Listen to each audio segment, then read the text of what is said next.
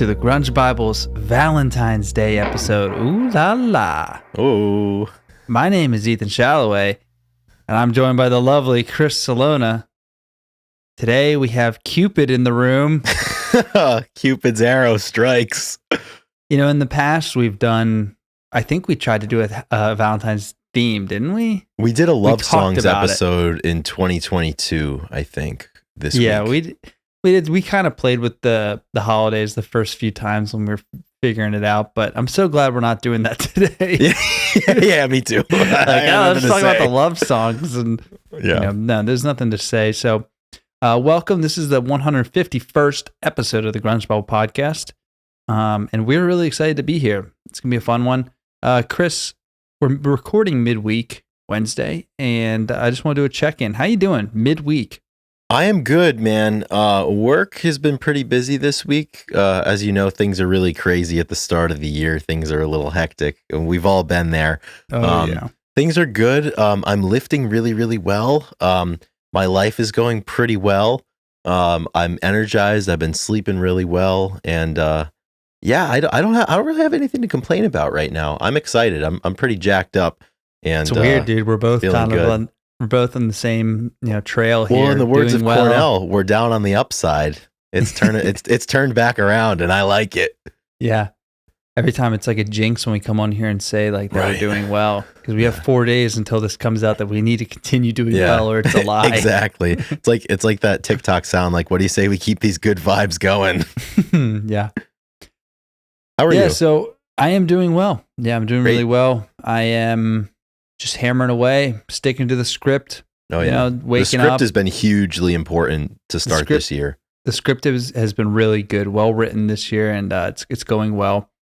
I'm heading to Baton Rouge, Louisiana tomorrow for a javelin clinic for the weekend. Pretty excited about that. It's one of my favorites every year. Mm-hmm. Apparently, crawfish prices have raised, which sucks. Yep, they used to be like $3. Is nothing sacred anymore? They used to be like $3 a pound because they were just everywhere. But I guess there was a flood or a drought. I'm not sure. Into the flood again. But yeah, probably a flood. Now they're like $13, $14 a pound. Fuck, that's an exponential increase. Oh, big time. I mean, don't they know that we're still not making any money from the podcast and we can't afford that? I know. No one. I guess no one told them. Drew would understand if we have to furlough him so you could have your crawfish baked, though. Yeah, I love furloughing Drew. That's like one of our favorite pastimes. It's like the nut button emoji instead of ours being a nut button. It's just the furlough button. When in doubt. Just screw Drew. Exactly.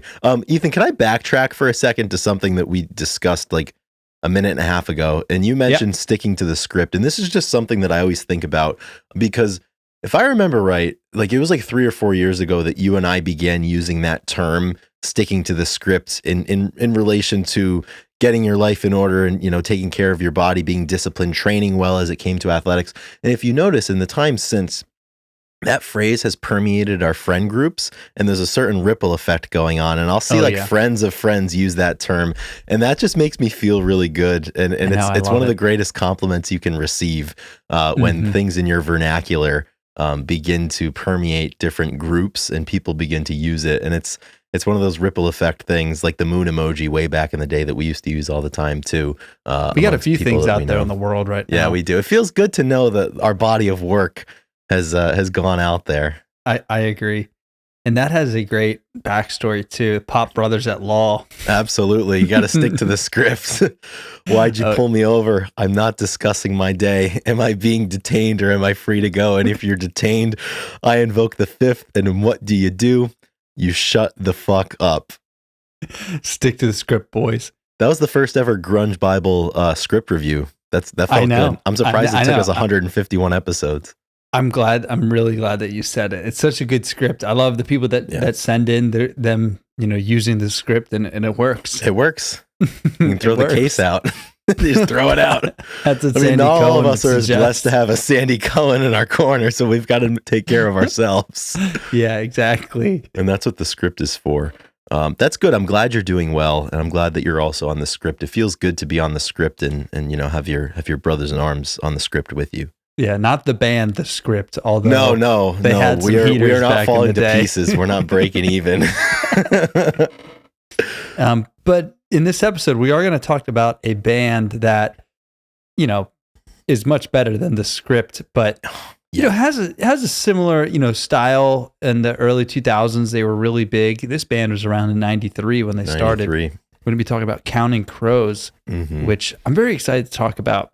I am too. A lot of good stories go back with us, and a little nostalgia, and just a fun band that has been around for a long time. So earlier in the week, we put a call out on the Grunge Bible Instagram story asking for albums or bands to review. And there was a high number of submissions that were requesting that we either review a Counting Crows album or just the band in general. And this is really an extension of the not grunge stuff that we do. So before you get, your pants in a twist over there that we're talking about Counting Crows on the Grunge Bible podcast, all I'll say is that the people who understand this band, there's no explanation needed. The people that this band affects and Adam Duritz's words affect, you know why we're talking about them today. And if you followed the page for a while, if you know us personally, you know this band's really important to us. So that's what we do around here. We talk about the music that has helped us, that has made things clearer, and the music that we enjoy. So that's what we're going to do today. And this could not be done without the help of the people that listen and give us money each week. That's right. We're talking about the Patreon. The big we bucks. have a $2, $5, and a $10 level that you can choose to support at any level. Just think of it like a shitty cup of coffee. Call back to on the earlier times that we were reading the script of patrons. But yeah, consider it a shitty cup of coffee. You help us for a month, and you just split 4 episodes. Even if you're the highest amount, that's $2.50. That's cheaper. I bought coffee today. Iced coffee is like $5, Chris. When you're buying out. Yeah, when I go to Dunkin' and I get a large coffee black, no egg white, but just the large coffee black, it's $3.12 after tax. So this is cheaper than a large cup of coffee. So this is the best bang for your buck. And we're thankful to everybody that chooses to contribute at all levels, but in particular, we like to shout out every week those who choose to contribute at the highest level. Our achievers here, and proud we are of all of them. And I would like to read the names of the top tier supporters over on Patreon. And their names at this time are Russell, What the Fuck Is Up Denny's, Sherry Matthews, Seattle 4 Fanboy from New Jersey, Laura and Irene, Millie, Nikki 6, Pile of Punk, Chris LSMS, King Buzzo Stole My Hair, Keith White, Granny Grunge, Jade Mercado, Jamie Lynn, Carlene Salona, Gochu John, Fuck Soup, Faith Bittner, Eric R. Berry, Apona, D-Boat, Doug Endy, Down in a Hole, Flat Out Fucked, Eddie Vedder Got Me Through My Second Divorce, Corden Stewart, Kara K, The Blue Owl, and Black Hole Sean. Thank you. What a great list every time. What a great list. What a great list. Is this your homework, Larry? Have you ever been to Vietnam? You're entering a world of pain, son. Do you ever think your computer has a mind of its own? Do you remember the tallest man you've ever seen? Yeah. Oh my gosh, so good. So now we're going to do This Day in Music. So this is the part of the show where we talk about things that happened throughout history on this day in music. But sometimes we throw in things that aren't music related. Right. And our first, we start with birthdays. And this is important, Chris, because this is the oldest men there's 2 men here coming up on in 1809, that means they're turning 225, Chris. That's pretty old. That's old as shit. I mean, 225, that's special. I'm glad it's not 221 or 226, right. 225. We chose the right time to do this. 2 1/4. So that's like 2 plates, 2 plates. Exactly. That's pretty good. Happy birthday to Abraham Lincoln and Charles Darwin. This is awesome. This is huge. I never would have thought that they were. No, same year, same day. Like, what the hell? I wasn't going to include any non-musicians, but they were just too good to leave off. Anytime you get to shout out Honest Abe, we'll take the opportunity. Additionally, on this day in 1934, the late, great Bill Russell was born, a incredible basketball player, a coach, an agent of social change, and really one of the more influential men in sport, I would say, in the 20th and 21st centuries. Longtime Boston Celtic, one of the greatest big men in NBA history. So he was born on this day as well, worthy of a shout out. He is the champion's champion. Oh yeah, I think he won 9 or 10 championships in a row or something. He's definitely undefeated in game sevens. I feel like he may be undefeated in the championship game or championship play round as well. Here's a good stat line for you. I don't know what year. He passed away last year or 2 years ago now. 2 years ago, I think.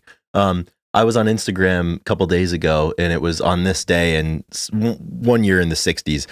Bill Russell's stat line in an NBA game, he had 23 points, and he grabbed 51 rebounds in one game.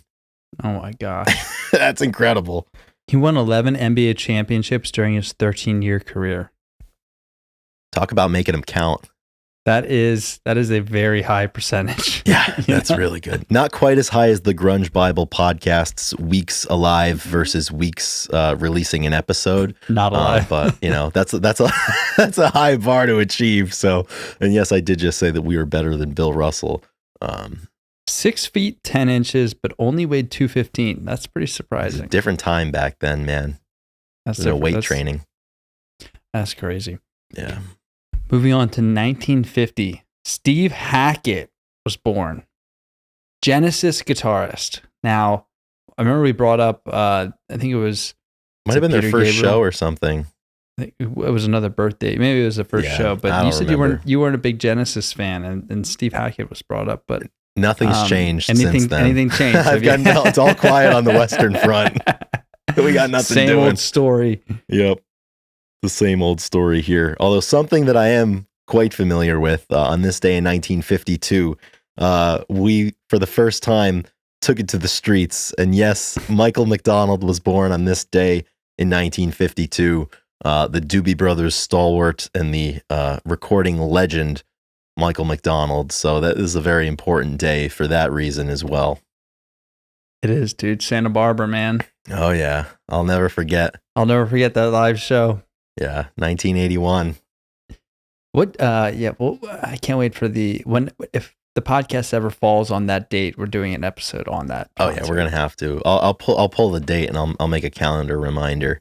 Absolute legendary performance. Those guys were electric. Yeah. Moving on to some events that happened on this day. 1981, Rush released Moving Pictures, which features Tom Sawyer, Limelight, and YYZ, 3 of the most popular songs. Chris, I know that you're not a huge Rush fan. Yes. Why is that? Man, this is just interrogating Chris's musical shortcomings so far. I'm on the hot seat right now. This is like 5 good Jim minutes Rome on PTI. I'm taking his final burn right here. Chris hates Rush. No, I don't hate Rush. And I'll tell you, as I've gotten older, I've grown to appreciate them more. And they were just unbelievable. And if you liked their music, and even if you didn't like their music, you have to appreciate it. And tell you, Geddy Lee, Neil Peart, I mean, come on. Yeah, they were special. Neil Peart is just the drummer that everyone looks up to, and for a reason. And my coach Tom loved him, and he did this like incredible motorcycle trip across the country, if I'm not mistaken, where he just went and did it, and it was like on the road for over a year or something like that, and it's crazy. That's pretty sick. But he's a virtuoso. He's extremely talented, and this is obviously an incredible album. Moving Pictures is kind of what people think about. So yeah, magnum opus. Happy anniversary. Was that 43 years old? 43 years old. Holy shit, that's long old. Long that's time coming. Crazy. Moving up to 1989. On this day in 1989. Musician Tiny Tim declared his candidacy for mayor of New York City. And for those keeping score at home, spoiler alert, he came up just short. He did not win.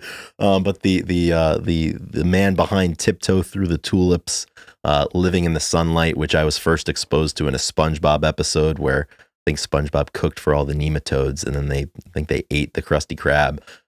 Those are risks that you take, and it's a risk going in. But Tiny Tim was unbelievable. It's always a risk running for mayor. Oh yeah. You don't have to tell us that. It's like Michael Jordan said, when 2 things happen when you take a shot, you either miss it or you make it. That's what he said when he went for mayor. He's like, I'm either going to be mayor or I won't. 2009, fans of Paul Simon's concert at the Beacon Theater, in New York City, are treated to a surprise appearance by Art Garfunkel, who sings 3 songs with Simon. Their final tour would be in 2010. Simon and Garfunkel, man. Tell you, after all those years, Paul Simon's back must be really, really hurt, and even still from carrying Art Garfunkel for decades. And but you still let him come in for a show. It was very. There was a lot of acrimony in the air. Those two did not like one another, but I think the check was too big for them to go without cashing it. I want to jump back. You mentioned Michael Jordan. I have a fun little tidbit here. The oldest note on my iPhone is from August 9th, 2014, and there's two quotes in this note. The first one is, "I know I was born and I know that I'll die. The in-between is mine." Eddie Vedder from I Am Mine. And then the second quote, this was right before I went to college, my freshman year. The second quote, "I've missed more than 9,000 shots in my career. I've lost almost 300 games. 26 times I've been trusted to take the game-winning shot and missed. I've failed over and over and over again in my life, and that is why I succeed." And that's a Michael Jordan quote. And I've always loved that one. And I think it's fitting that those two are the oldest notes that I have on my phone. And I've never gotten rid of them. I've never edited that note since that day I put those in, and it just lives on. It's awesome. That is quite the 1-2 punch going together too. I mean, that's really pre-Grunge awesome. Bible too. That predates Grunge Bible by about 2 years. So yeah, we knew then what we know now. Yes, sir. Yes, sir. Okay. Moving up to 2013, pretty recently, I think we profiled this album, but on this day in 2013, the second single from Soundgarden's King Animal album, By Crooked Steps, is released with the fun tidbit that the music video for that song was directed by none other than Dave Grohl. 11 years. Dave Grohl, what a man. King Animal, what an album. Oh, yeah. Yeah, that was not that. I feel like a lot of callbacks this episode this is good. Already. We're rolling. I feel pretty good. Oh, yeah. I'm locked in. And it looks like this is the last final significant musical event. Yeah. In 2016, Ween, the brothers Ween, play their first of 3 reunion shows in Broomfield, Colorado. Originally, only 2 shows were scheduled for February 12th and 13th, but the demand for tickets was so high in the pre-sale period that a 3rd show is added on February 14th. This marks the official return of the Ween after breaking up nearly 4 years before. That's huge. I love that a lot. It is, dude. I mean, it is really important that bands retire and then come back. How can we have the final shows if it's not followed up by another tour? Exactly. It's like many men have said throughout the years, everything that dies someday comes back. Yep, exactly. It's like the Dead, man. Yeah. Exactly. I saw a comment, it was that the Dead's playing the Sphere, and it's like... the Residency, yeah. It said their final show, their final tour was their final tour because none of the Dead fans. Because this is a residency. Well, they can't pay for this one. Exactly. Like, yeah, that was my last one because I'm not going to be able to make that. Not going to the Sphere. Yeah, exactly. There's one other event on this day in history that is kind of a good segue into the next thing that I think we should chat about. But on this day 1 year ago, the Kansas City Chiefs defeated the Philadelphia Eagles in Super Bowl 57. Ethan, as a Chiefs fan, that was a big day for you, and we've got another big day coming up, which will be in the books by the time this show pops off on the 12th. And coming up this weekend, we've got Super Bowl 58. We've got a rematch of just a few years ago, the first Super Bowl the Chiefs won with Pat Mahomes and company. We've got the Niners facing off against the Chiefs. What are your thoughts going into this thing? How about them Chiefs? I'm just happy. I say this all the time. I'm just happy that my team made it to the final game, and I continue to watch. I get to watch them again. I get to have the excitement in a win or a loss. I'm feeling good. We're underdogs again. I think that has really fueled this year's run because usually, you're playing at home and you're the favorites, and it's tough to be the favorite. So it's a different, and especially when you win, you have to find different motivation. So the fact that we've been the underdog, for this playoff run, I think has been really beneficial and crucial to how they've came out and played. So I'm feeling good. I mean, you got a lot of talent over there in San Francisco, but we beat them before and they've shown some holes in their defense. So I just hope the offense keeps clicking and then our defense keeps playing well and hopefully the best quarterback prevails and we can hold off the Purdy man. Oh yeah, the Purdy man. The Hurdy Purdy man. A callback to Donovan. We are going back, and we've made at least like 7 or 8 references to lore. That only we we're 20 minutes in here so far, and I'm sure we're gonna the hurdy-gurdy, man. That could be a whole episode. Yeah, we might have to. If this show goes on for a number of years. Is that the Zodiac? Is that in the Zodiac? Yeah, it was the song in the movie The Zodiac. Yeah, Donovan's 1968 hit, The Hurdy-Gurdy Man. Very notable. I might have to post that one later. Fuck. Me and Elijah have been talking about Jake Gyllenhaal movies. Yes, I was invited to a watch party. Yes, you were. Yeah, I was. Yeah. I just got the call. we were talking about it, and was like, I was looking through the movies. It's like, wow, he's got a lot of really good. He's got a real like his definitely his style, which is like kind of creepy and thrilling. Yeah, it's like what I like to watch. And it's like Prisoners. Yes, Prisoners, Brothers, Enemy. And Elijah was like, does Chris like, Jake Gyllenhaal? And I was like, well, I know The Zodiac is one of his favorite movies. And I even read the books. That's how much of a nerd I am. He watched, there was a while where, you were like, looked up the real story and were sending, like, there's a lot of recon done for that one. Yeah, there was a lot of research and effort I put into fully understanding the story. And Gyllenhaal does a fantastic job opposite Robert Downey Jr. and Mark Ruffalo. So, just pristine men of their day and kings of their time. I'd love to watch one of those tonight. Oh, yeah.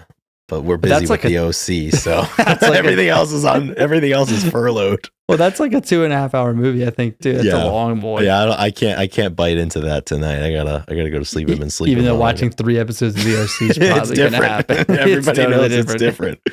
Absolutely. You know what we're talking about. Yeah. One more housekeeping thing. We're recording this earlier in the week because you're going to do some coaching and some teaching and some molding of young minds. And I think a lot of what you do at these javelin clinics, which you're heading to one at LSU this weekend, is really the manifestation of the give a man a fish, he'll eat for a day, but teach a man to fish and he'll never go hungry. And I think that's what you're going to be up to. It is. It's something that I credit my javelin career to. When I was a junior in high school, I went to my first clinic. In my senior year, I went to a few more, and then I went to a few when I was in college, all put on by kind of the same group of people. They've been doing it. I mean, Tom Pucks is my coach, and he's been doing them for over 28 years. And so that relationship landed me where I am, basically. So every year, it's so much fun to do. And it's, we're working on that body of work, we're filling up the cups of other people. Callback. Oh yeah. And, we mentioned in here, so I did a clinic in Fort Lauderdale, and I just had to bring this up. I met somebody there that was just probably the most interesting man in the world that I've ever met, His name was Petros, and he was from Sweden, and we were talking. He had thrown javelin when he was younger, and I've told this story like 4 or 5 times. I had to tell people, and so I'm talking to him, and he's 49. He looks like Tarzan, and he said he's from Sweden, and I was like, oh, nice. I was like, when did you, he's born there. So I said, when did you come to the U.S.? And he said, when I was like 23 to 25 or something. And I was like, how was it? And he's like, it's good. He's like, I sailed here. I was like, wow, you sailed like across the Atlantic. I was like, wow, that's awesome. I was like, how long did it take you? He said, 5 years. I was like, 5 years. I was like, oh my gosh. I was like, why did it take you so long? And he just responded simply, that's just the way the wind was blowing. He's like, I was sailing. And I was like, blown away. And then we started talking more, and he told me that he built his boat. Naturally, he built his boat, and he like went down to South Africa and Brazil, and it was a long trip to get to the US, but it was just so cool. And I think I texted Chris, and you just responded like, they don't make those type of men anymore. And I was like, you are damn right. I was like, this is not something you encounter, like someone that goes and does. And it was awesome because last year he competed in the Masters World Championship in Helsinki, Finland. And, he's still competing. He like buys and sells yachts. He works, in some crazy industry, where somebody wants a boat dock somewhere, he takes it, like he drives it, you know what I mean? Crazy that there's a job out there, but if you want your boat from Rhode Island and Florida, like somebody will do it for you. It's Petros. Yeah. So pretty sweet. I'm glad I love telling stories about people. Like I love meeting people. I've been, interacting with a lot of people in my in my sport, and we do a lot in this page all the time. And I just love that both music, javelin, and I'm really into coffee. Coffees, they're all very international. So you have these experiences that go beyond the US, and you meet people that are from total different, different countries and totally different lifestyles and cultures. And yeah, you get to see and usually different times of life too. I mean, they're all ages. So, and that's what we do on this page. We get to compare and contrast, musical tastes from 30 years, spanning 40 years. And it's always so interesting to me, and it's so valuable. And yeah, if you're out there, talk to somebody that you wouldn't usually, and be intentful about it, because you never know where that conversation is going to go. And then you're going to have a friend that you can stop and visit that lives in France. Exactly. And that's the thing, those three things that you mentioned. And I think we all have those things in our lives where, there's a passion that you have that other people have. And when you share that same passion, it doesn't matter where they came from, who they are, where they've been, their temperament, the way that they live their lives, because you have that common passion. And it's the great equalizer, and it's the great unifier, I think. That's, I think life is a pursuit of those passions, and it's a pursuit to make connections with people that share that same passion. So, I mean, you do it every single day through so many different avenues, as I try to do as well. And I think that's really what this show is about, and what the page is about, for sure. Yeah. And with that, we're going to talk about somebody that was able to interact with the crowd. I think, there's tons of different ways you could talk about the Counting Crows and Adam Duritz, but I think we're going to spend a lot of time on his crowd interaction and the way that he approached live concerts. Totally. And his storytelling and his singing and the intention behind all of it, because that seems to be what every time I watch them, I kind of get stuck on. Yeah, that's what I'm captivated by. And I think for the people on the Grunge Bible page, when we post our #NotGrunge stuff, and sometimes it's more out there than other times. And, we post Counting Crows a lot, and you always have the naysayers that don't get it, or they can't relate to it, or they say that Adam is, just way too out there. He's making it about himself. But like I said at the top of the episode, for the people who get it, there's no explanation needed. It's just like that, you just give the head nod to somebody else, and you know exactly what they're thinking, and you're thinking the same things. And, I think the way that a lot of the music that we traditionally discuss on the show affects me is the same way that Adam Duritz's music and Counting Crows have affected me over the course of my life. And like you said, he really flourishes live. And I think the reason he flourishes live is that thing within him that I think is within all great performers, at the crux of it all. No matter how they transmit it to you, no matter how they approach it, no matter what it sounds like, they're all great storytellers, right? And Adam, I think, is right up there. I think he's right in that lineage that I think comes from folk, I would say. A lot of the Guthries of the world, Bob Dylan for sure, Springsteen I think of as well, and Adam Duritz, in the sense that through their words and experiences and their imaginations, they're able to weave these big stories that can be cathartic for them. And that they can use themselves to explain their own lives more. But through doing that, they're able to make clear a lot of the things that we struggle with and the things that we have questions about. And that's why I love this band. And that's why time and time again throughout my life, I've gone to them almost as often as I've gone to some of these bands that we talk about all the time. And a lot of the individuals who lead the bands that we talk about a lot. I mean, he's right up there in the respect that I have for him and what he's been able to do, and how vulnerable he has been able to be through his music. Yeah, I know this song was as one of the later ones in our notes, but under Colorblind, I think we should start at Colorblind, because you put a really nice quote there that I want you to read that I felt, it just kind of touched me, and it was the perfect, perfect set of words to describe what we're talking about here, and how he makes connections, and kind of the way that it seems that when he talks, he leaves this impression. Absolutely. So yeah, we'll get into the colorblind part of it now. So this was from an interview that he did with Men's Health magazine in 2008. And I think we can bear in mind, the social landscape in 2008 was quite a bit different than what it is here today in 2024. And, being a front person of a rock and roll band talking about mental illness is not quite as common in 2008 as maybe it is today. And he was giving an interview talking about his own mental health journey, and talking about the song Colorblind, which was really a narrative of things that he had struggled with throughout his life. And in that interview in '08, he said, quote, "I have a form of dissociative disorder that makes the world seem like it's not real, as if things aren't taking place. It's hard to explain, but you feel untethered. And because nothing seems real, it's hard to connect with the world or the people in it because they're not there. You're not there. That's why I rarely saw my family back then. It's hard to care when everything feels as if it's taking place in your imagination. And if you're distant with people, especially women you're romantically involved with, they eventually leave. What makes my case even worse is that every night I go out on stage and have this incredible emotional connection between me, the band, and the audience. Then, just like that, it's over. I go backstage, back to the bus, back to my hotel room, and sit there all by myself.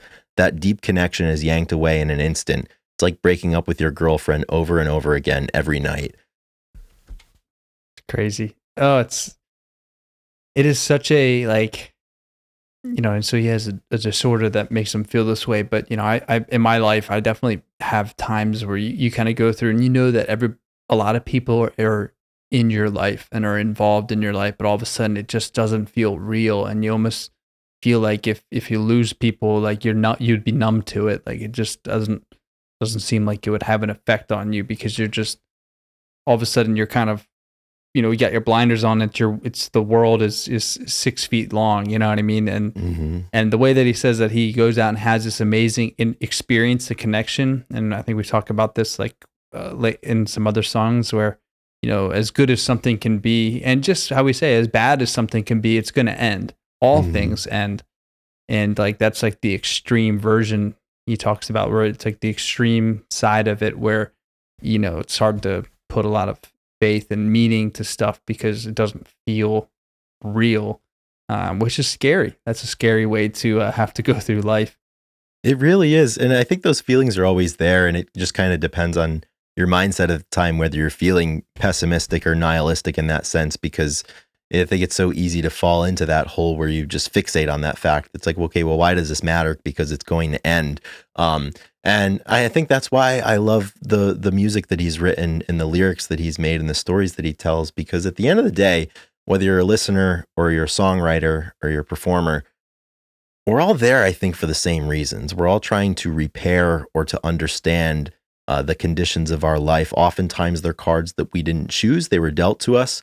And we're using art and we're using expression and we're using that community to try to improve those elements of our lives. And something with Counting Crows too, sitting here in 2024, especially being younger, like not being alive for the drop of August and everything after, recovering the satellites, like Counting Crows were huge. Adam Duritz was everywhere in the 90s. I mean, they were they were one of the more sought after bands. There was a pretty big bidding war for their record contract back in the early 90s.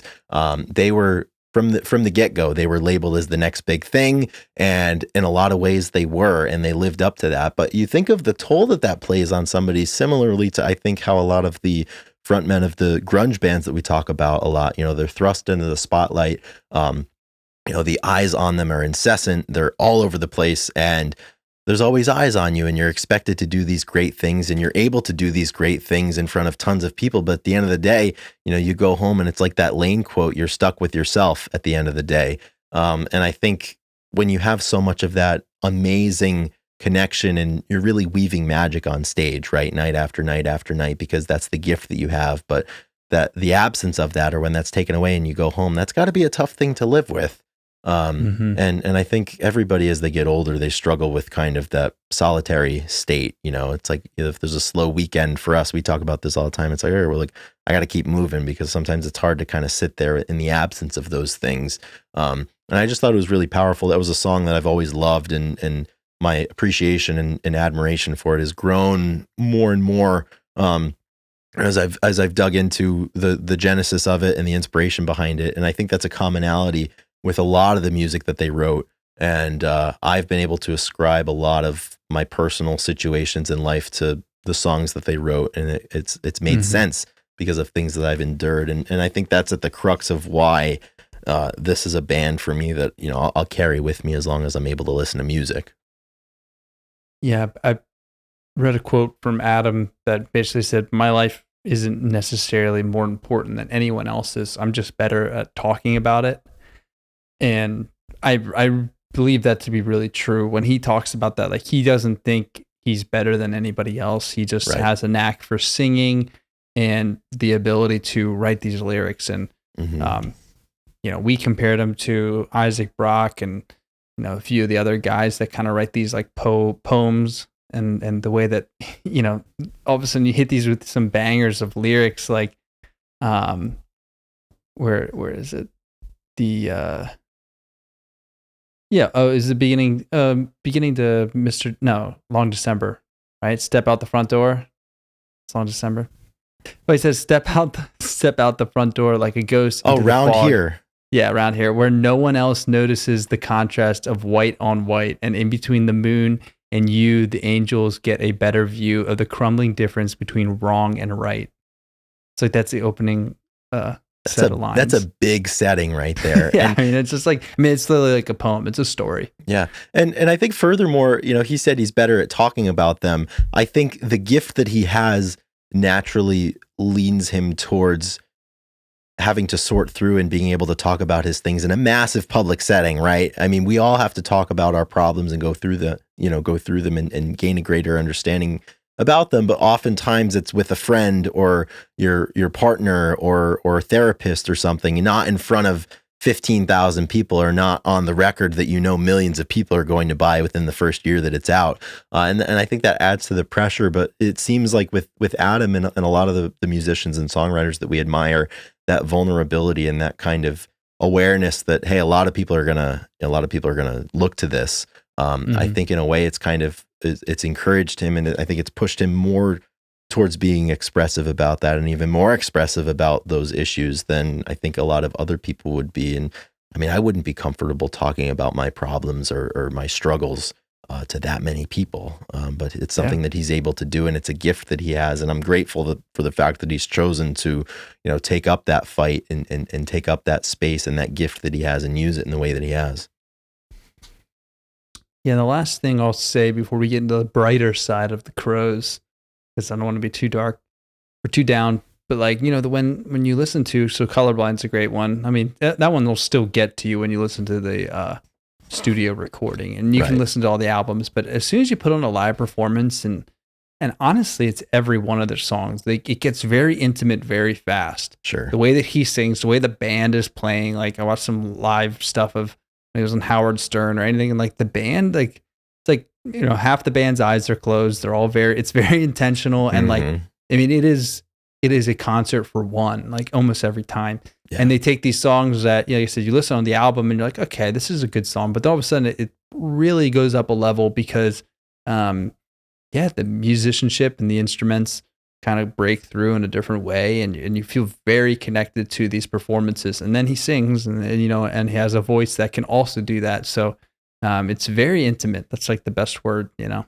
Yeah, I totally agree. And I think that's the gift that all artists have. You know, they're able to present something and it feels like it's just for you, and it feels like you're the only one that they're playing to. And I think something with Counting Crows, like, I don't know if it's just the sphere in the corner of the music community that we're a part of, but it seems like in recent years, it's kind of become the in vogue thing to kind of shit on this band and kind of, you know, like, oh, the Counting Crows, you know, whatever. But once again, like, you forget how big of a band this was and how cool this band was. I mean, all you got to do, you look at the first 3 records they put out in 1993, August and everything after. It went 7 times platinum. And then in 1996, Recovering the Satellites, that goes platinum twice. And then in 1999, This Desert Life. We always talk about opening songs on records, and we always talk about the first records and the first, you know, 2 or 3 records. I mean, to get your band off the ground with those 3, I mean, that is a hell of a run. And it just goes to show you how diverse I think the musical landscape was in the 1990s. I mean, 1993, for example, I mean, August and Everything After, that came out before Vitalogy by Pearl Jam, right? Like Foo Fighters weren't a thing yet. Alice in Chains hadn't played Unplugged. Yeah. Super Unknown wasn't out yet, and this was out. So it's like there's really something for everybody. Yeah, and it just shows you how long this band's been around. I bet you a lot of people didn't realize that. Mm-hmm. But you know why that they were so successful, Chris? Why is that? And they got so much notice because of Duritz's hair. The dreads. The dreads, dude. Talk about way to add an exclamation point to everything you do. Grow some dreads. I know there's maybe a little bit of hair extensions in there. There was a time I really wanted dreads. I'm not surprised to hear you say this. Yeah, there's been a few times where I really wanted dreads, but I got really scared because when you want to get rid of them, you have to cut them off. You can't you can't save them once they're dreaded. And not surprising that I wanted to. I thought red dreads like Lane was, because I get people think I look like Lane, Chris. People have said that many times before, and whenever we post, they're like, "Oh, it's Eddie and Lane." Yeah, I know. And you look a lot more like Lane than I look like Eddie. That one picture that may not be Lane. Yeah, it's you. I look like that guy. It's my phone background or my contact photo for you. And I'm like, you cannot tell me. You cannot tell me. There it is, right there. There it is. If you're watching on the YouTube. If you're watching on YouTube. Yeah, I mean, but there's times where like I could have swore that you were Eddie Vedder, so it makes sense that. I mean, it just fits the whole idea of Grunge Bible that we look like we could be mistaken for two of these guys. Yeah, but we're not being mistaken. The possibility exists. Yeah, but we're not mistaken for Duritz because that's very unique, and I love it. I'm sad that he cut his hair. Yeah, me too. Yeah, but I mean, like we said, all things must pass, and he knew it was coming to an end. Yeah, exactly, and have the grace to put those chapters behind you. Ethan, something you mentioned when we started introing the Crows and Adam Duritz is the fact that I think really, similarly to a lot of the bands that we love, you're not really getting the full experience until you watch them live. And just the moments that they're able to weave up on stage because of their synergy as a band. And I think a lot of it just comes from Adam and his ability to set the stage either with a spoken intro before a song or the way that he extends songs or changes lyrics or tags other songs within those songs in these long drawn out jams. He's got a gift. And like he said himself, he's just better at talking about it. If we go back to the beginning from August and Everything After, which in my opinion is a perfect album, and you mentioned the opening lyrics to this song Round Here, but there's a performance that they did at Woodstock 1999, and they're getting ready to play Round Here, and that really, really simple guitar intro starts playing, and he's sitting on the stage, and he's like, me and Dave, we used to live in this warehouse, on the outskirts of San Francisco, and we used to sit there and talk to one another and think about what it would be like to be in a band and to be in a good band, or whether we should quit and do something else. And he goes on to say, he's like, because you wonder in your mid-20s if you're going anywhere. And the fact that he used that story to lead into this song, which I couldn't verbatim or explicitly interpret what he's talking about in Round Here, but it's that feeling that he evokes with a story like that was so unbelievably relatable to me for so many years as I got into my 20s and into my mid-20s. And every year for the past 4 or 5 years in the late summertime, I post that clip. And then I mention, I'm like, I'm in my mid 20s and I'm getting to be in my late 20s now. But I was like, you definitely do wonder. And I put a call out to everybody. I'm like, for those of you who are older than me, what do you think about this? And like, did you feel this way? And where did you go? And it was some of the most insightful responses and some of the most in-depth and wholesome and supportive comment sections we've ever had on Grunge Bible. And it's facilitated, through a band like Counting Crows and the work that they were able to do and that feeling that they evoke. And that's just why, with this band, like you gotta listen to one of their live albums, or you gotta see them live. And you have to take in the spectacle and that show for one, like you were talking about. Yeah, I love that quote, and I was reading through some of the comments because you had sent that back, one that you posted 3 years ago, or in 21, and in the 20s is a really interesting time, a lot of growth. You're 21 to compared to 29. I can honestly say there's a huge difference, just the way your outlook on life and all this stuff. And I remember having this conversation, and you have so much, you try so many things out and you see what can stick, and your life can be in 7 different places through that 10 years, where you're going to be a little bit more stable before and after that. I mean, there's just so much change. Yeah. And I remember having a ton of conversations with you. I remember, one time, sitting with Andrew in I think it was the regional meet. I think it was the year before I transferred, and we knew that I was transferring. He was like, "What do you want to do?" I was like, "I want to make the Olympics." It's like, "Well, what's your 5-year plan? What's your 10-year plan?" And we talked about it. He's like, "Where do you see yourself in 10 years?" And this was 10 years ago.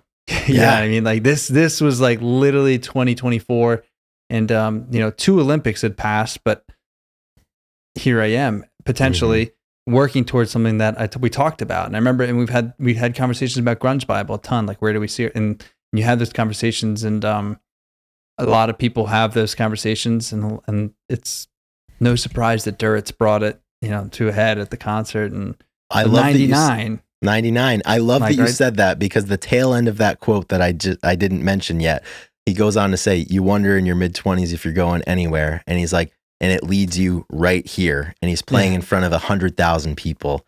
And similarly to your journey, you had that conversation. What do you want to do in 10 years? And it's led you right here. I mean, it's an Olympic qualifying year, and you're well positioned, the best you've ever been positioned. And it just goes to show you, if you can focus on, if you can put out of your mind for a second, the all things must pass, what's the point thing, if you can kind of grab onto that feeling of, it's exciting at times to not know, whether you're going anywhere or where you're going. And there's that weird dichotomy of being in your 20s that his music has illuminated for me and continues to do that. It's like you have so much time, but you don't feel like it at all. And we just had that conversation a couple days ago about how so many of our favorite artists, they didn't put out their first record till they were 32. They didn't do this until they were 38. And to some people, it's like, wow, you're so young and you achieved all that. But when you're 25, 26, trying to get to where you want to get, where your dreams have pushed you to, it feels like you don't have time. And it's encouraging to hear people talk about that and to see people make it. Yeah, man, get chills talking about it, thinking about all that stuff. And it is wild, there are music careers that end at age 30, people are done, and then people won't start until 30. Like it is very different, and all these different roads are possible. So keep that in mind when you're trying to decide to do something or not. And for anybody listening that's still wondering why we're choosing to talk about Counting Crows, this is the reason, because the music is a springboard for these conversations, and they're secret weapons that you have to decipher and to encourage yourself to make that step forward. And at the end of the day, all music does that. All good music that you connect to does that. And I don't know how many conversations we've had that started, with us sharing a Counting Crows song. You text the YouTube link over to me, or I do over to you, and then 20 minutes later, we're having a conversation just like this. Yeah, they are.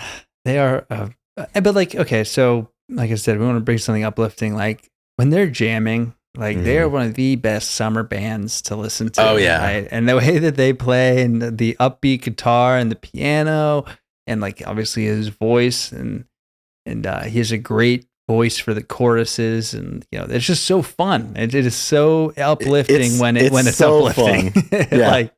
Yeah, it's so fun. They've got a song from their album Hard Candy, and it's a little bit of a deep cut, but it's one that it's on every single summer playlist I'll ever make. And it's called Up All Night (Frankie Miller Goes to Hollywood).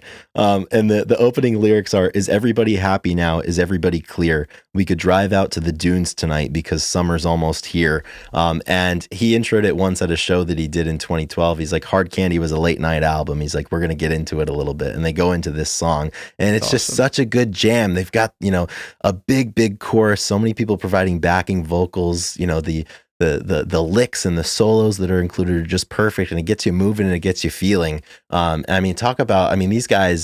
These guys can do both. They can do it all. They can create the party, or they can get you, deep inside your mind. And like we said, that's a full day if you can do that in a 2-hour set, right? If you can bring people to both of those places within a set amount of time, that is a gift.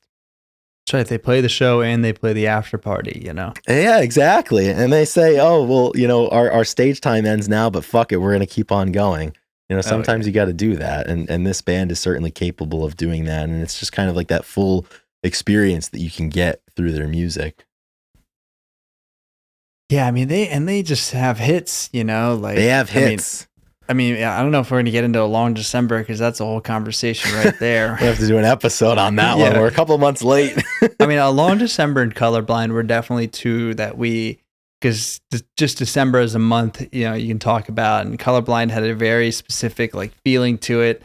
Obviously, the Mr. Jones Round Here, Sullivan Street. I know that's one of your favorites, right, Chris? Love Sullivan Street. Yeah, absolutely. Yeah, that's a really good one, which is a direct example of that. It's just going to be over soon. And it was written about a relationship that he had where he just couldn't commit to it because he just knew it was going to be over soon.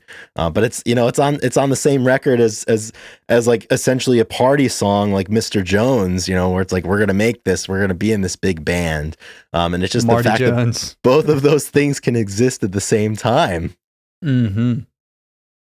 Oh man. Yeah. He, and so, speaking of, his dating history, this man was a legend when it comes to... People forget he was a heartthrob. He was a heartthrob. People loved him because he could sing, he could talk, and he dated some A-listers. Most noticeably two women actresses from Friends, before Friends. And Jennifer Aniston was before Friends. I'm not sure about Courtney Cox, but... Yeah, I don't know the timeline. That might have been maybe that was during, but he dated Jennifer Aniston before Friends, and he had a few other, Christina Applegate and a few others, and he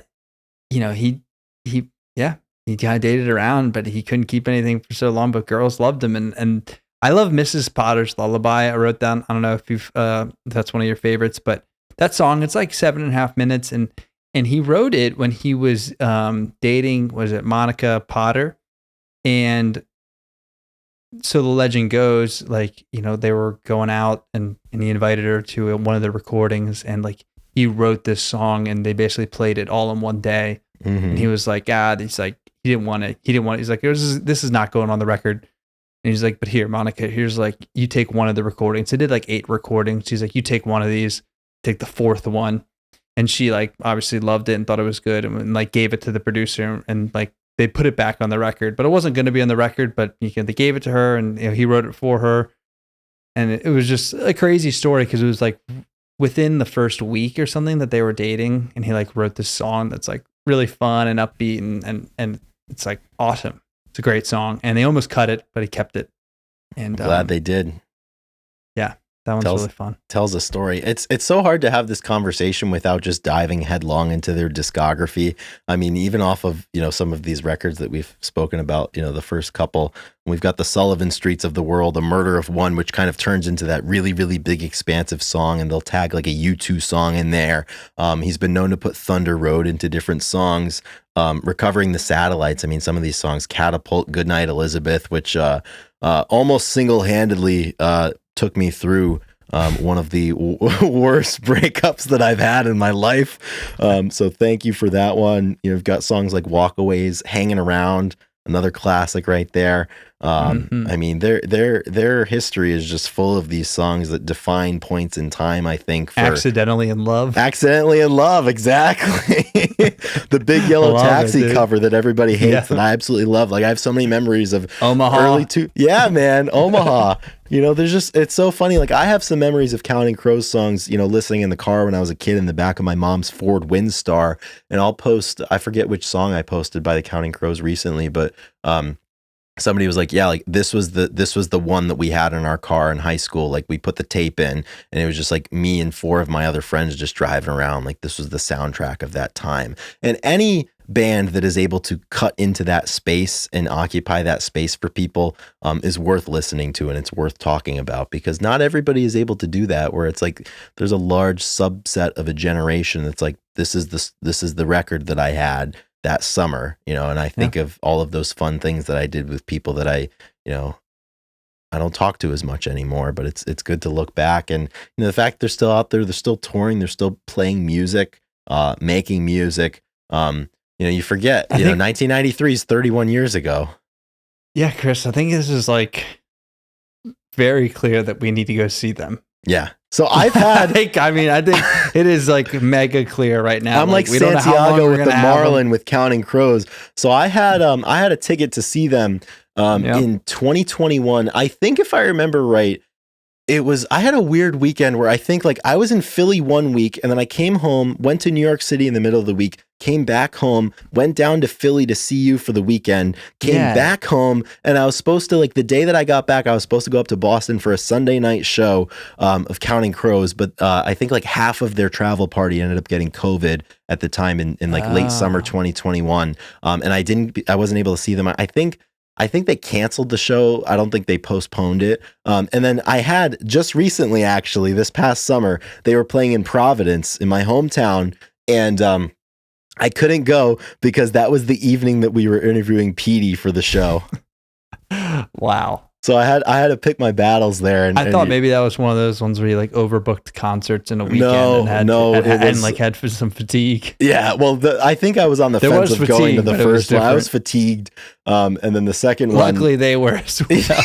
Exactly, but yeah, this is one that I think this is a band that when they come off the road finally, or when they decide to do something else, I think there's a lot of people that are going to miss them.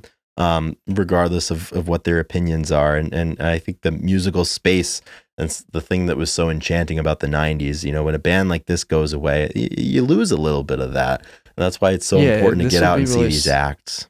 This would be a sad one to lose abruptly if something happened. Yeah. And it would be like wow, how did I not go see them? Yeah. Well, in the same way, like we weren't even alive, and it feels weird to think that August and Everything After is 31 years old. And there's people that saw them in the 90s that it probably feels really weird for them to think like they've been a band for over 30 years now. I mean, they're not, hell, you're not as young as you used to be, and they're not either. We're all getting older and the time's passing. We just had the Grunge Bible's 8th birthday, and somebody commented like, I started following when I was 12, and I'm in college now or something. And it's time goes, man. It does. Time That's waits why it's for no important one. to market with music that matters and words from people that matter.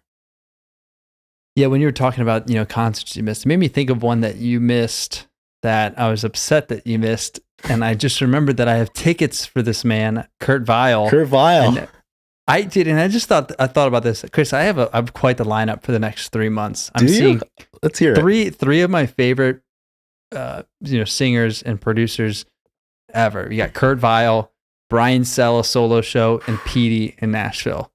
Those are the 3 tickets I have on deck right now. Those are like, that's like if you could pick 3 out of anybody, there's a good chance that you would pick those 3. 100%. Those are the 3. Like, especially like, Kurt's probably, I don't know. I feel like, Petey is going to be playing for a while because he's just starting his career. Hopefully, yeah. Kurt Weill, he's kind of had he's like an older career, so I think he's going to be playing music for a long time. Mm-hmm. For some reason, Brian and the Front Palms, it feels different. I feel like I need to keep seeing him because I don't know what the future looks for that type of music in general. And I need to go see them when I can. And I told you that I was like, if there's any like solo shows, like that's a non-negotiable for me. I've seen the live band is one thing, but those solo shows are still very intimate and touch like kind of the old fans, I guess. Yeah. So I'm like, it's not negotiable, but the other 2 I feel a little safer about. Yeah, absolutely. So you've got 3 on the books so far. I also have 3 on the books at this point. My concert season doesn't kick off until April. I've got a double shot in April. I'm seeing on April 1st Olivia Rodrigo in Boston. I'm pretty fired up about that. Oh yeah, I did not know about that. Yeah, man, I'm pumped. Who you seen that? What? Rachel Corning. We scooped tickets. Seriously? Yeah, Holy man. shit. This was like last year. We bought tickets at face value, so I could sell it for like 3 times as much. Well, I was just say, if you don't mind me asking, like, what kind of bill are we talking? I paid $60 for my ticket. $60? $60. Okay, that's awesome. Is it at the stadium? Yeah, no, it's at the TD Garden where the Bruins and the Celtics play. So it's basketball. $60 is. Oh great. Yeah, it's a steal. I mean, the resale market. It's like 300, 200 or something. So I'm excited to see that. And then I scooped tickets to Spanish Love Songs and Oso are doing a dual headlining tour in April. I'm seeing them. I'm also That's awesome. representing Spanish love songs on my shirt right now. Is somebody else playing in that? Sydney Sprague is opening. Oh yeah, Sydney. I knew we talked about something. That'll be great. Yeah. Yep. And then in June, I am seeing Aaron West and the Roaring Twenties for the first time. That's Dan Campbell of the Wonder Years' side project. They're releasing an album. That'll be great this spring. I'm super pumped about it. It's a smaller venue than I would ever see the Wonder Years play in. Yeah. So I'm really excited for that one. That's just one of those, like, you gotta, I bought 2 tickets to each of them. You gotta buy 2. You invite somebody, then you just go and have a good time. Yeah, and that's one of those things. That's like if you go and want to see Death Cab, but Death Cab, you can't get tickets, so then like the Postal Service is playing or whatever, right? And you go, and then hopefully Ben plays like a few Death Cab songs, right? Exactly. Yeah. Like, I'll tell you, I'm all in on Aaron West though. Like the Aaron West songs are incredible, and it's in a similar way to Duritz, man. Dan Campbell's ability to tell a story and make his own stories instantly and deeply relatable, and it feels like he's just playing a you. Really, we've been a band for 10 years. No one thought we would make it. We are a lot closer to the end than we are the beginning. But here we are with you. It's fucking awesome. Oh, that's another great. callback right there. The Dan Campbell voice. Those are great concerts. Those are 3 really good ones. Yeah. And that's why you go out, if music matters to you and there's a band or a musician that matters to you, if you have the means and the time to go see them, you got to see them. And that's why we've got to get our butts to a Counting Crows song, preferably together. And we got to keep listening to them. And if you're listening to this show and if you've made it this far, thank you. And especially if you've made it this far and you're maybe not a Counting Crows kind of person, give them another listen and maybe listen differently. Or look for something else in their music other than the thing that you don't like or haven't been able to relate to, because songs can change over time in your ears, and your brain can interpret it differently. So it's fun to go back and give things another shot. So hopefully, if we've convinced one person out there to do that or think about this band and the front man a little differently, I think we've done our jobs here tonight. Absolutely. I'm glad that we did this episode and we were able to talk about the band. Yeah. Adam Duritz is awesome, so much fun, and I love seeing his hair grow over the years with the band, and I get to see like the younger. He kind of looked like Zach De La Rocha a little bit, like could be maybe mistaken, but because he had dreads, and then as you get older, it just gets bigger and bigger. And is there anything else you'd like to say about the band, Chris? No, that's it. I think we did a perfect job of discussing the ethos without getting sidetracked too much into some of these songs that we could talk about for a long time. Today was saving it. Yeah, exactly. It was about everything, and I think we did a good job discussing August and everything after. Exactly, and there's a lot after. Yeah, that's fantastic. Awesome. So last thing we're gonna do is we're gonna do songs of the week. So we're gonna pick a song, put it on our playlist, and suggest it to you all. So I'm gonna keep it simple. We do this time to time, and I think that a Colorblind is got to be on the playlist. Brilliant. Song that we love. I prefer a live version. I'll find one and put it on there. But anything live would be really good. But studio is fine as well. You'll get it all the same. I agree. I am fine. Good. I am fine. I am not going to pick a Counting Crows song, but I'm going to do a little bit of a callback to last week's episode talking about the OC. And Ethan, I think you've got a good idea of what my songs of the week is going to be. So I'm still hammering the OC. I'm a little bit behind you. You just started season 3. I think I've got 4 or 5 episodes left in season 2, but I've got couple of free nights ahead of me that I'm going to really put some work into. I grabbed an episode with dinner before we recorded this show. But one of the songs that is on the soundtrack, I think from a season 1 episode, is from none other than the mighty Fountains of Wayne. Love it. And I'm picking their song All Kinds of Time. And it's just that perfect. You know how you listen to music sometimes and I don't know, maybe I'm sure people do this. You might do this too, Ethan. But if you listen to a song and you're like, what time period in music history is this from? And like sometimes you're surprised. You're like, holy shit, like this sounds so modern and it came out in 1978 or something, or vice versa, right? This song, you just knew by listening to it that it had to have come out between 2002 and 2004. And it did. And it's perfect. It's a perfect time capsule of the era in the way that bands like Fountains of Wayne would play and sing and write music.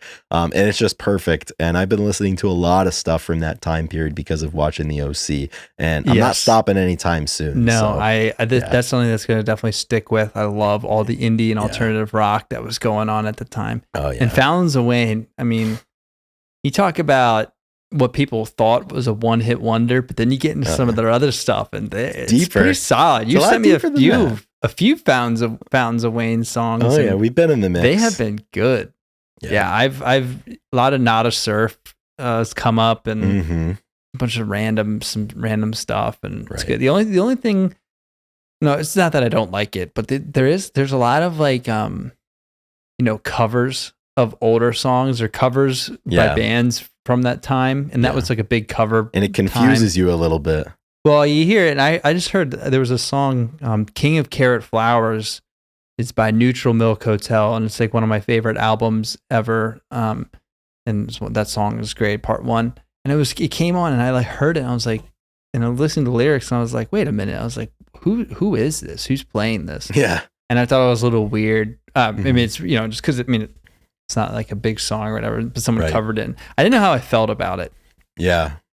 So I'll leave it at that. I don't know. You'll leave it. Sometimes, we can get into if covering a band is cliche or cool. Like, do they have to ask the band for rights? Like, you have to, right? I don't know how it works. I know a lot of times there. Yeah. A lot of times, the band that's doing the cover will at least reach out as a courtesy. Like for example, one story that I love, Jerry Cantrell loves Elton John, and on the Brighton album, the last song was a cover of Elton John's Goodbye. And Jerry reveres Elton John, and he asked Elton John's permission and sent him either a demo or like the completed cover version of it. And Elton not only gave his blessing, but complimented Jerry on it. I think that's really cool. It's a good bridge between time and space. And I think a lot of times as a musician, if you cover something from someone who you admire, that's a really cool connection that you can make, and kind of a full circle moment to that kid who heard that musician for the first time. Mm-hmm. Yeah. That definitely sounds wonderful to be able to reach out to somebody and have them be like, yeah, you have my blessing. Yeah. I'll tell you, it's going to be really weird like 20 years from now when we're in our 40s or 50s and people are maybe covering twin size mattress and shit, Yeah. In that way, it would be crazy. Yeah. That's going to be like that quote. I looked in the mirror this morning and I saw this man who looked like my grandfather. And then I realized it was me. Shit. Oh my gosh. Awesome. Yeah. Awesome. That's another episode of the Grunge Bible Podcast. Yeah, signed, sealed, and delivered. Thank you all for listening. Coming to the end of the podcast. Please join us next week for another episode. And, stay in touch, stay in tune to the page, like and share. Do all of the things that a good follower would do. Exactly. A good community member, a good citizen, if you will. And I would be remiss if I didn't say this, but happy Valentine's Day to everybody out there. We hope you enjoy that day, regardless of what's going on in the old personal life. Any plans, Chris? I do have some plans on Valentine's Day, as a matter of fact. Yeah, man. It's the end of the episode. Yeah, my girlfriend's flying in, so spending most of this upcoming week with me. So I got plans. That's awesome. Yeah, man. I don't have plans at the moment. A lot could change. In the words of Fountains of Wayne, you've got all kinds of time. The duality of man here on the Grunge Bible Podcast. Absolutely. We're bringing it to you. Yeah. So please direct your DMs to me from now on, not Chris. All right, guys. See y'all next week. Stay heavy. Rock and roll.